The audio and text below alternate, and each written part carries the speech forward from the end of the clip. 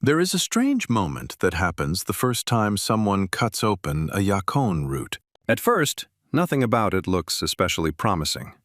It comes out of the soil looking rough, brown, and slightly awkward, closer to a misshapen sweet potato than to anything that belongs in a fruit bowl. Its skin is thin but dusty, its shape uneven, and if no one tells you what it is, you might assume it should be boiled, mashed, or fed to animals. Then the knife goes through it. The inside is pale, wet, and crisp, not dense like potato, not earthy like beet, not fibrous like an old carrot. The flesh breaks cleanly, almost like an apple that has been hiding underground. And when you taste it raw, the surprise is even stronger. It is cool, juicy, and sweet, with the crunch of pear, the freshness of apple. And, after it has rested for a while after harvest, a mild, honey-like sweetness that seems completely out of place in a root crop. That is the first mystery of yacon. It grows like a root, but it eats more like a fruit. For people who know it, this is exactly what makes it unforgettable. A plant can stand quietly in the corner of a garden all season, tall and leafy, almost ornamental. And then, when autumn arrives and the top begins to fade, it reveals a cluster of sweet, crisp storage roots beneath the soil. Yet most gardeners have never planted it. Most grocery stores have never sold it. And many people who have heard the name still do not know what part of the plant they are supposed to eat. Yacon, known botanically as Smolanthus sonchifolius, comes from the Andean region of South America. Here it belonged to an older world of root crops that included potato, oca, uluco, and mashua. It was not invented by modern health food markets, and it was not discovered recently by gardeners looking for something unusual. It has been grown and eaten for centuries by people who understood its rhythm long before it reached seed catalogs and specialty nurseries. But yacon carries a secret that confuses almost everyone the first time they grow it. Underground, it produces two different kinds of structures. One is for eating, the other is for planting again. That distinction sounds simple, but it is the reason many people misunderstand the crop before they ever experience its real value. Near the base of the plant, just under the stem, yacon forms a knobby crown filled with small growing points. This crown can look rough, reddish, and irregular, almost like ginger, or a cluster of strange little tubers pressed together. It is the part that survives into the next season. It is the memory of the plant, the place where next year's shoots are waiting. Below that crown hang the larger storage roots. These are the roots people eat. They are smoother, longer, heavier, and often shaped like pale sweet potatoes. They do not usually sprout well on their own because they are not the plant's future. They are its stored sweetness. Confuse these two parts, and the whole crop becomes frustrating. Eat the crown, and you lose next year's plants. Save only the storage roots, and you may wait for shoots that never come. Harvest too roughly, and the roots bruise or snap before they ever reach the kitchen. This is why yacon stayed partly hidden, even among curious gardeners. It is not difficult once you understand it, but it does not explain itself. It asks the grower to learn its underground language. And once that language is understood, the plant becomes almost generous. A single crown can be divided into several pieces. Each piece can grow into a new plant. Each plant can produce a cluster of sweet roots and another crown for the following year. In one season, yacon can move from a single, strange start into a crop worth sharing. That is where the story becomes larger than flavor. Because yacon is not just unusual because it tastes like apple and honey. It is unusual because the part we eat and the part we save are separated so clearly, as if the plant keeps food and future in two different rooms beneath the soil. And when we understand that, the real question changes. It is no longer simply, why does this root taste sweet? The deeper question is why a crop this productive, this refreshing, and this easy to multiply never became common in gardens where far more demanding plants are grown every year. To answer that, we have to look at what makes yacon's sweetness different from ordinary sweetness, and why the body responds to it in a way that made scientists pay attention. The sweetness of yacon is the reason people remember it, but it is also the reason the plant is so often misunderstood. Most sweet foods behave in a familiar way. A ripe apple, a spoonful of honey, a piece of sugar cane, or a dried date tastes sweet because the sugars inside it are easily recognized and absorbed by the body. That sweetness enters the bloodstream quickly, and for most people the experience is simple. Sweet taste means ordinary sugar. Yacon complicates that expectation. Its roots do contain some simple sugars, especially after harvest, as the flavor develops during storage. But much of the sweetness that makes yacon interesting comes from compounds called fructooligosaccharides, often shortened to FOS. The name sounds technical, but the idea is not difficult. Fructooligosaccharides are chains of fructose molecules arranged in a way the human digestive system does not break down like ordinary table sugar. Instead of being absorbed quickly in the small intestine, they pass farther through the digestive tract, where they become food for beneficial bacteria living in the large intestine. That is why yacon is often described as a prebiotic root. It is not prebiotic because it contains a magical ingredient, and it is not a medicine that should be treated like a cure. It is prebiotic because part of its carbohydrate structure feeds microbial life inside the gut, rather than behaving like a normal fast sugar. This is the second mystery of the plant. It tastes sweet, but part of that sweetness belongs more to the world of fiber than to the world of candy. For a gardener, this makes yacon feel almost contradictory. You pull it from the soil like a root crop, cut it open like a vegetable, eat it raw like fruit, and then discover that the sweetness is not quite what your tongue assumed it was. That combination is rare. Many root crops are filling but heavy. Potatoes, cassava, and sweet potatoes can be productive and valuable, but they usually need cooking, and their starchiness places them firmly in the meal category. Yacon lives somewhere else. It is crisp enough for salads, juicy enough for fresh eating, and sweet enough to feel like dessert. Yet it comes from a tall, leafy plant that may have spent the entire summer looking more like a sunflower relative than a food crop. This is why people who grow it often describe the first harvest with surprise. The roots do not look like they should be refreshing, but when sliced, they release water, like a fruit. The flesh has a clean snap, and the flavor can move between pear, apple, melon, and mild honey depending on the variety, the growing conditions, and how long the roots have rested after harvest. That resting period matters. Freshly harvested yacon can taste pleasant but mild. After curing for a short time in a dry, protected place, some of its stored carbohydrates shift, and the sweetness becomes more noticeable.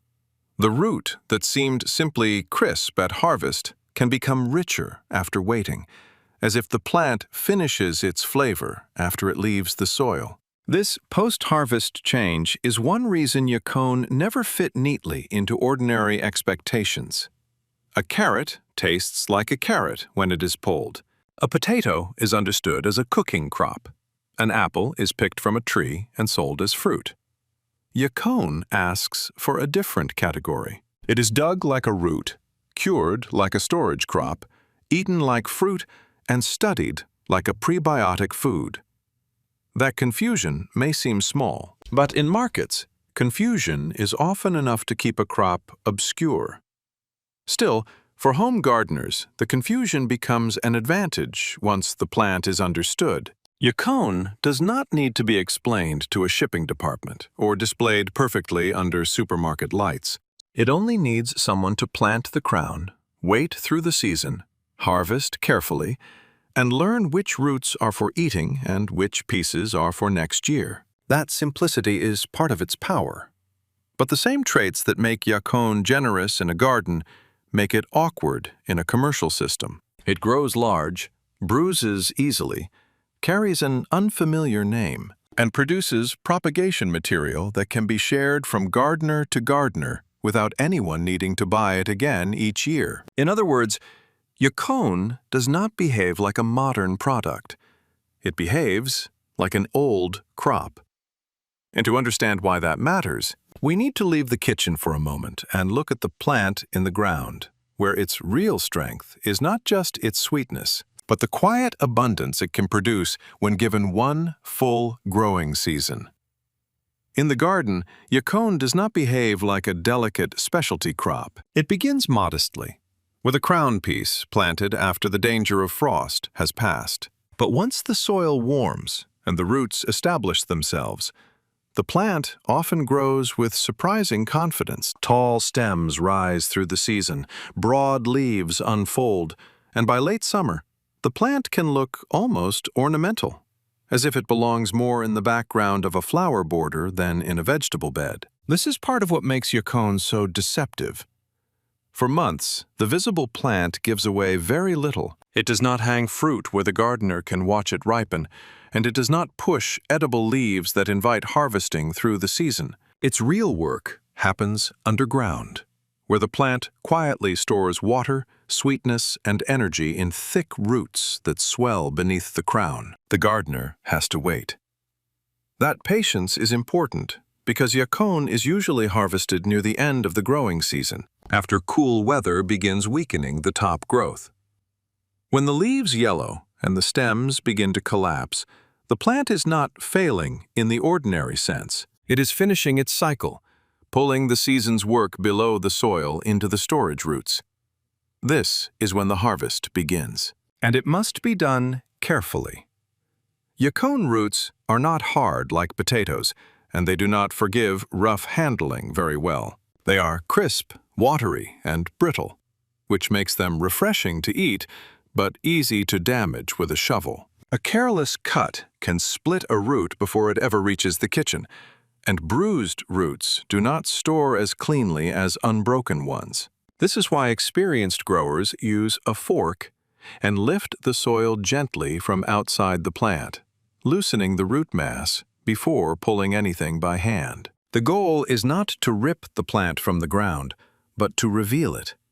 First comes the crown, knotted and crowded near the stem. Then, hanging beneath it, appear the larger edible roots, smoother and heavier, sometimes clustered so densely that one plant looks as if it has hidden an entire basket underground. Under good conditions, a single yacon plant can produce several kilograms of edible roots, and in especially favorable climates or rich soil, the yield can be far higher. But the more important harvest may not be the roots themselves.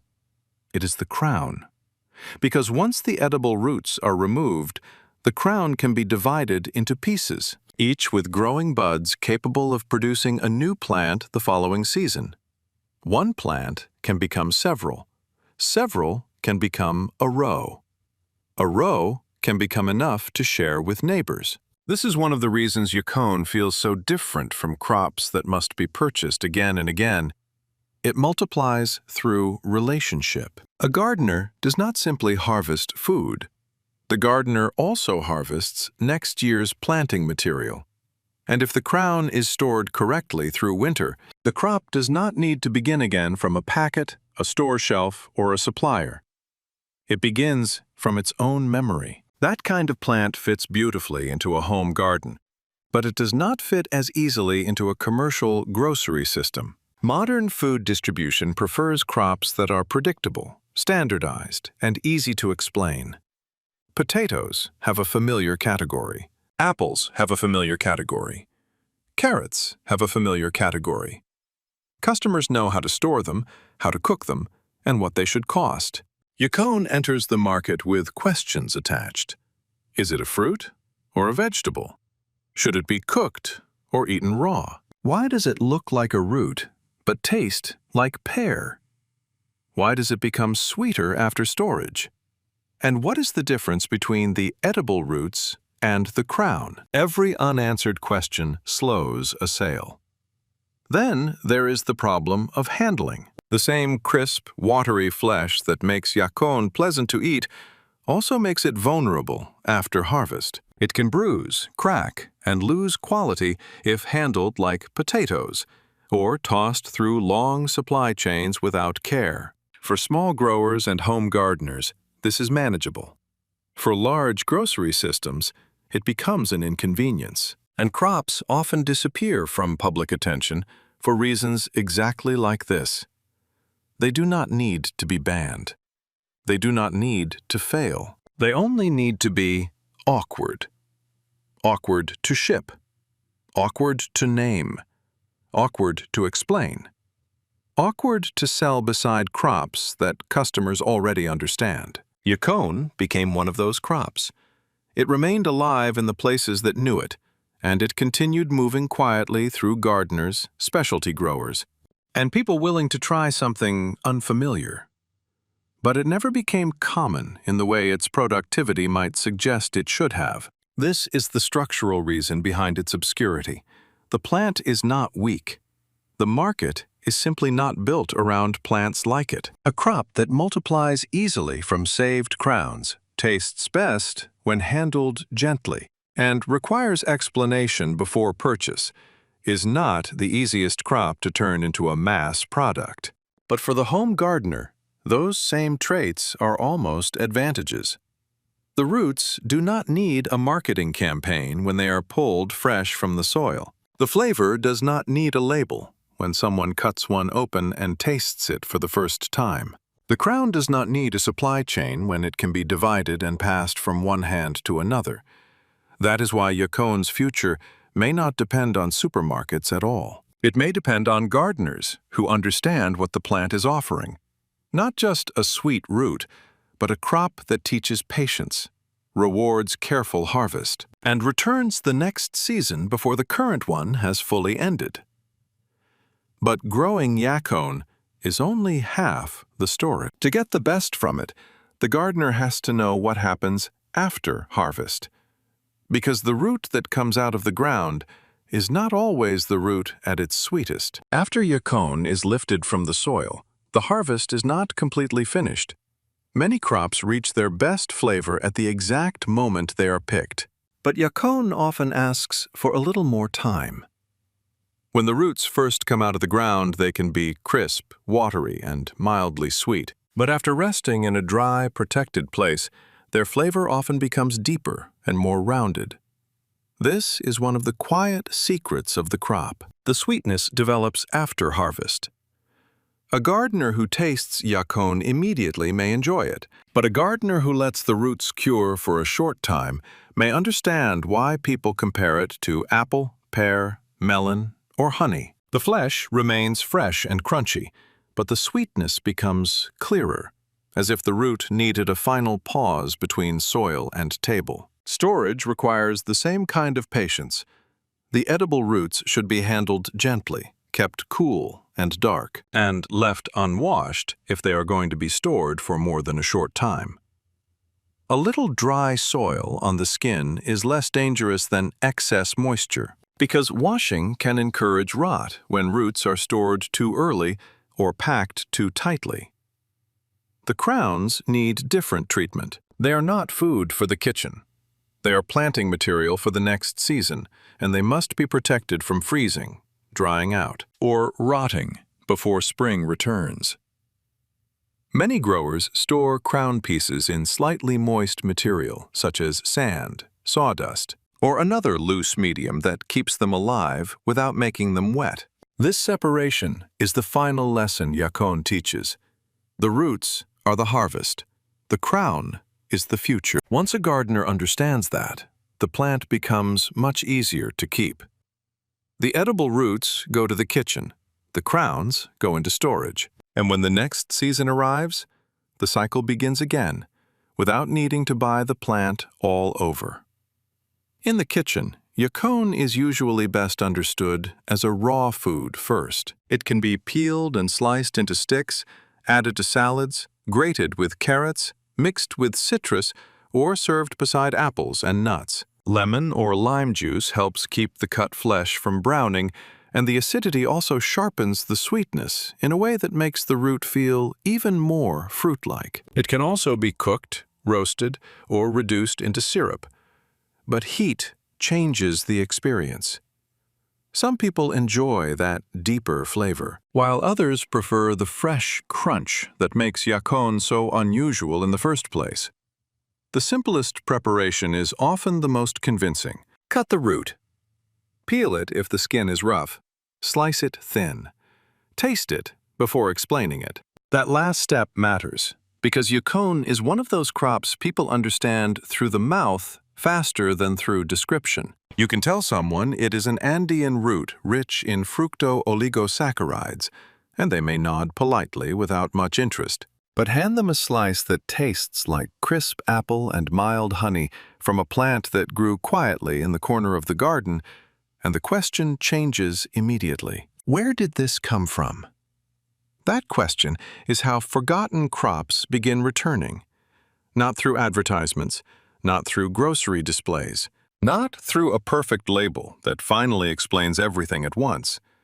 They return when one gardener gives another gardener a taste, then a crown. Then the simple instructions that matter most. Plant it after frost, give it space, wait for autumn, eat the roots, save the crown. There is one final caution, and it should not be ignored. Because yacon is rich in prebiotic compounds, eating too much at once can be uncomfortable for some people. A small serving is the better beginning. Let the body adjust, especially if someone is not used to foods rich in fermentable fibers. This is not a weakness in the crop. It is simply a reminder that yacon is real food, not a fantasy. Its unusual sweetness and prebiotic character are part of the same story, and like many powerful foods, it should be introduced with a little respect. That respect may be exactly what modern food culture often loses. We want crops to be instant, obvious, uniform, and shelf-ready. We want fruit to look like fruit, vegetables to look like vegetables, and roots to behave like potatoes. But yacon refuses those categories. It grows like a root, tastes like fruit, feeds like fiber, multiplies like a perennial, and travels poorly enough that the market never fully embraced it. Yet for a gardener, that refusal is not a problem. It is the reason the plant still feels personal. Yacon does not need to become a global commodity to matter. It only needs a patch of soil, a saved crown, a careful harvest, and someone willing to taste before judging. Its value is not only in the sweetness of the root, but in the way it restores an older relationship between food and propagation. You do not only consume it, you continue it. And perhaps that is why yacon stayed alive outside the center of the food system. It survived where crops often survive best, in gardens, in small farms, in family memory, and in the hands of people who save what the market forgets to explain. So the next time someone pulls a rough brown root from the soil and assumes it must be ordinary, the real story may still be hidden inside. All it takes is one cut. The knife opens the pale flesh. The first bite snaps like apple. The sweetness arrives softly, almost like honey. And suddenly, a plant that seemed strange a moment ago becomes something much harder to forget, because what looks like an unfamiliar root may still be the beginning of next year's garden.